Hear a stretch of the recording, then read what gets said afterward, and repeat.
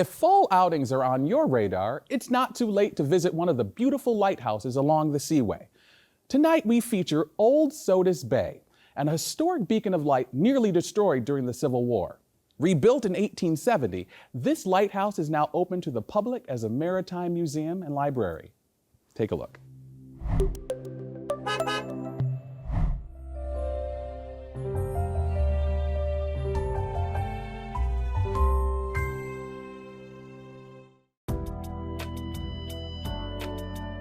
From the time of the first settlers in 1792, Sodus Bay was considered an ideal harbor for exporting farm products and other commodities.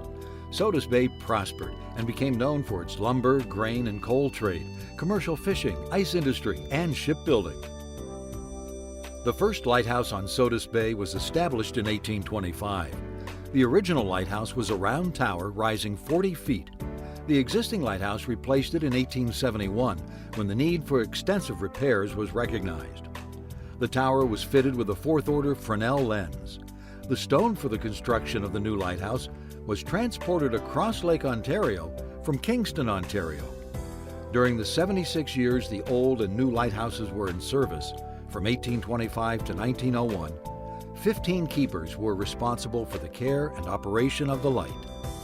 Our very first keeper here, his name was Ishmael Hill, and he was a veteran of the War of 1812 and was appointed to this position. He was subsequently removed from the position for reason of insanity. However, some of the people who had signed the complaint against him, it's questionable as to what the motives were. One of the people signing the complaint was Bennett Fitzhugh, who became our second lighthouse keeper here.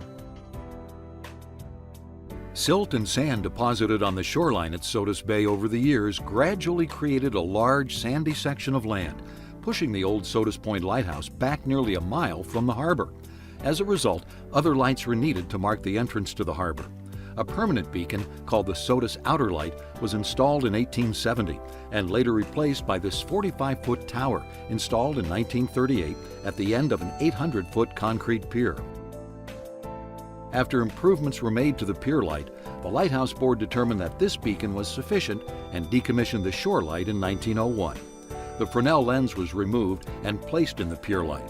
The keeper's residence was used from 1901 to 1953 to house personnel maintaining the pier light.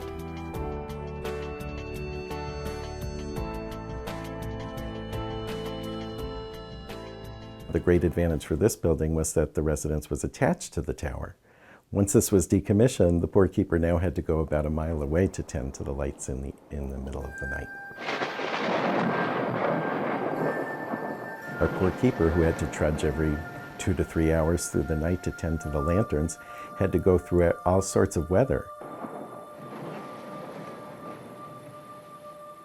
The light on the pier was fully automated in the late 1940s, so a keeper was no longer needed. The last keeper was Edwin Ward, who retired in 1953. In 1984, the U.S. Coast Guard turned the lighthouse and its buildings over to the town of Sodus Point. Today, the old Sodus Lighthouse is maintained by the Sodus Bay Historical Society. Here, visitors can climb to the top of the lighthouse.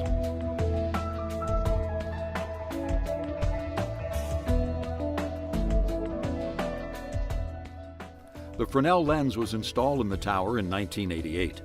This is not the original lens, but one used in the lighthouse on the pier.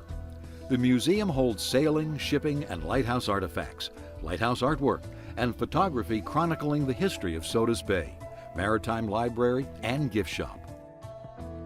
During the summer months, the protected and scenic harbor of Sodus Point is a magnet for vacationers and seasonal residents.